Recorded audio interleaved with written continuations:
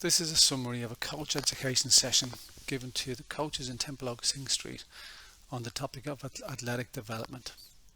The focus of the session was to familiarise ourselves with some of the basic principles and common terminology used in this area. The aim of the presentation was to encourage coaches to build some of the basic athletic development principles and specifically functional movement skills into their routine training sessions.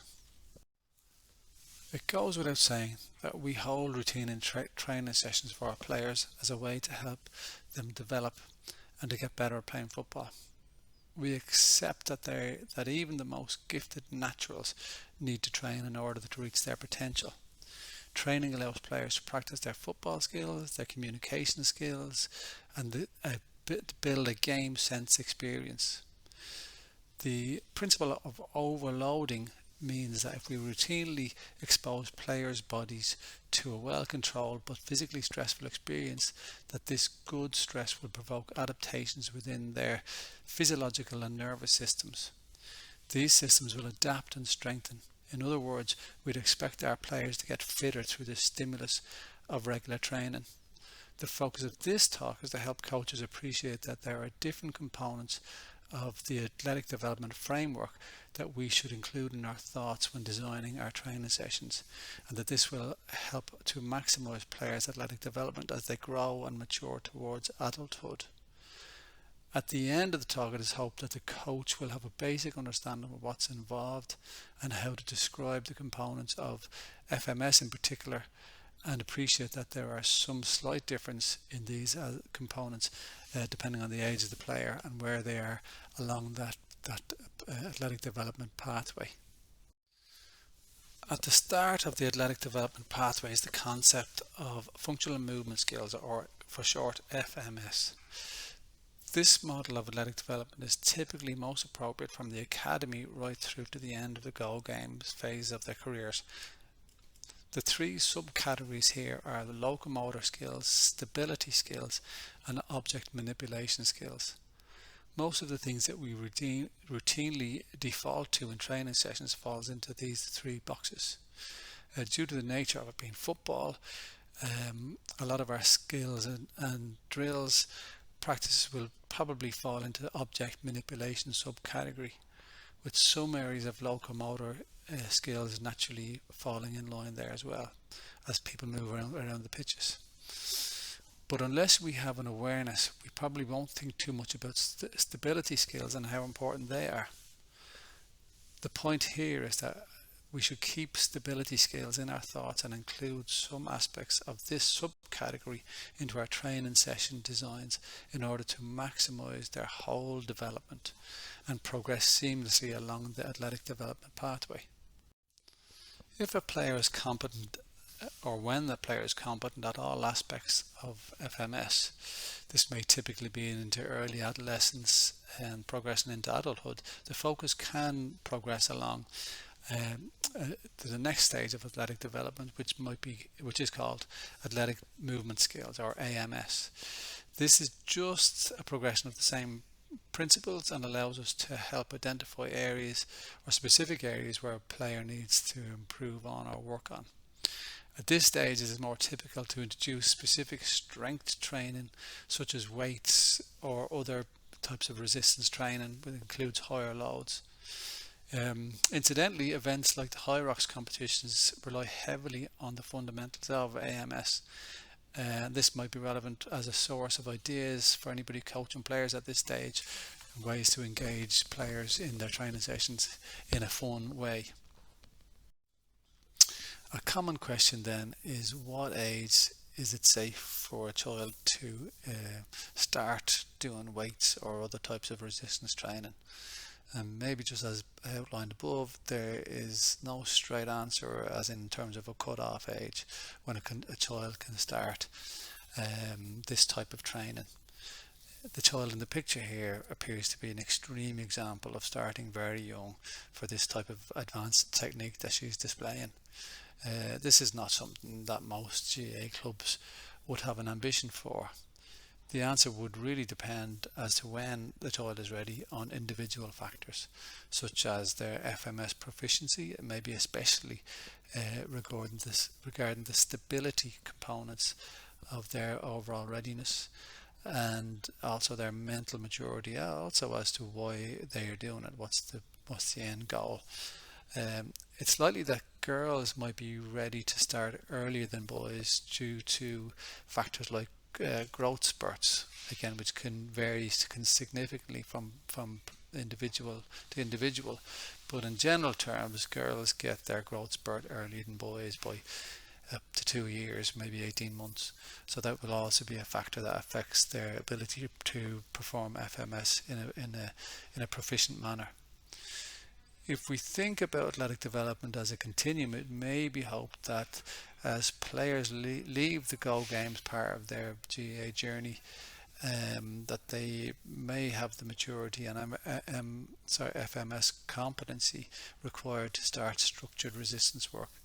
However, if they don't have high enough ability in these areas, coaches should really focus on bringing those deficits up to the average, or up to a proficiency before we start doing resistance work. So when we do get to the stage of readiness for resistance training, we must communicate the ups and downs and consider the whole package, and it must be accepted that, as with most things, there are risks to consider and to build consensus on, and that we must communicate these well with players themselves and obviously their parents and guardians, just so everybody is approaching this in a fully informed way. Here's a list of some probably extreme examples of things that can happen. It is of thought, of course, that most of these should be minimized to quite rare occurrences with a good proficiency of FMS and a common sense approach to training that's at least semi-structured. Most of the things here would be possibly benign and resolve very quickly, where there are some, again, to work through, just to be aware that things can happen. And adverse effects are common in most areas of life. So if we consider all of those as potential risks, we must ask ourselves, well, is it worth it? Is it better off just to avoid and not do any of those things? Is the risk of gym-related injury too great to consider exposing our players to this type of training at any time in their life? Are we better off just sticking to playing football and forgetting about this part of athletic development? So the first thing to remember, I guess, is that gym-related injuries are rare, especially anything that has potential long-term consequences. Most gym-related injuries are minor and short-lived. So while there may be risk, it is reasonable to consider that this risk is minimal and has low impact. The evidence suggests that only in extreme and rare cases is anything potentially harmful that has longer lasting consequences can occur. And the other side of the debate is that not doing something to strengthen our players may be considered as more harmful and potentially much more common, as outlined in the list here of the academic studies, which is not exhaustive. But if we want to minimize injuries, then we should really consider that this is an essential component of protecting our players and preventing injuries from occurring. Not only does it reduce risk, but also improves athletic performance and the players' overall experience, and it was hoped that they would have a lifelong benefit from doing not just exposure to playing our game, but having a good foundation of athletic development and strengthening their bodies. Here is a basic framework of what athletic development may look like across the different spectrums of age. On the left hand side, over the children's section, we're talking about the fundamental movement skills. Here, the adaptations from our body is typically more neurological than, for example, growing well-defined muscle. That generally happens later into puberty and adulthood. The emphasis should be on form, not on overloading, that principle of overloading. We're really getting at the form right, understanding how we can control our movements. We should avoid this principle of repetitious maximum. That means how much can I only lift one time. So it's a really extreme strength move. So we're avoiding anything that has that type of extreme overloading involved. The principles are more whole body rather than any specifically isolating muscle groups. It really is focusing on the stability component of FMS. The environment should be in groups, should be fun, really short sessions. Over on the other extreme, when we move into athletic movement skills and to the older children and into adulthood, we're now emphasis is on form and loading. This principle again of RM, or repetitious maximum, how much I can lift on one time, it now becomes more important as it guides what type of loading we need to do on specific areas. It can be global as a whole body or focused on specific muscle groups. Stability is always a component, stability and form.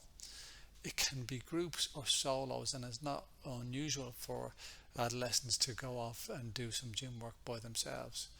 And now we can introduce headphones. It can be that have that type of relaxation for the individual player, and it's not really time limited. It'll be much more about their fatigue.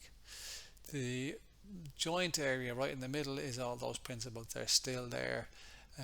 Squatting, lunging, bracing, which is stability moves. Particularly when it comes to sport, multi-directional sport, we're talking about jumping, landing, different directions. Hinging is very important when we talk about strengthening hamstrings and glutes, all those areas of our bodies that are very important for moving fast and stabilizing and adapting to hits that you might get in a field or in a field sport. Running form, maximizing what we can do here, pushing and pulling, etc. To summarize the talk so far, we have 3 main points. If movement skills are developed in the juvenile players, they're more likely to be better, stronger movers when they're older, with better coordination, have less injuries, perform better in football, which probably makes it more enjoyable, which probably feeds into the ultimate goal of participation, as many as possible for as long as possible. Point 2 is we should build components of athletic development into our training sessions. We're very focused and aware of the object manipulation bit, but making sure that we think about the stability bit as well, and to consistently build them into our training sessions. Practicing FMS movement style patterns probably needs a coach to be aware and be able to cue and correct. So when you see a pattern of movement that isn't ideal, we try to help the individual player to correct them by cueing and making them aware and communicating what good movement looks like. Point 3 is a player pathway that includes consistent and age appropriate athletic development, allows adolescents when the players get to that stage to start thinking about gym work. So this shouldn't be as an age specific cutoff, rather than on their individual and their proficiency, particularly with FMS. The type of training when they are ready should be structured, should include fast movements, which is called plyometrics, rather than just slow lifting weights. And we should always consider the flexibility of the developing player. In order to have these and to work into this framework, it's a team effort. The club, the coaches, the parents and the players should all align to have athletic development as a fundamental component of their journey into playing football and developing as young people.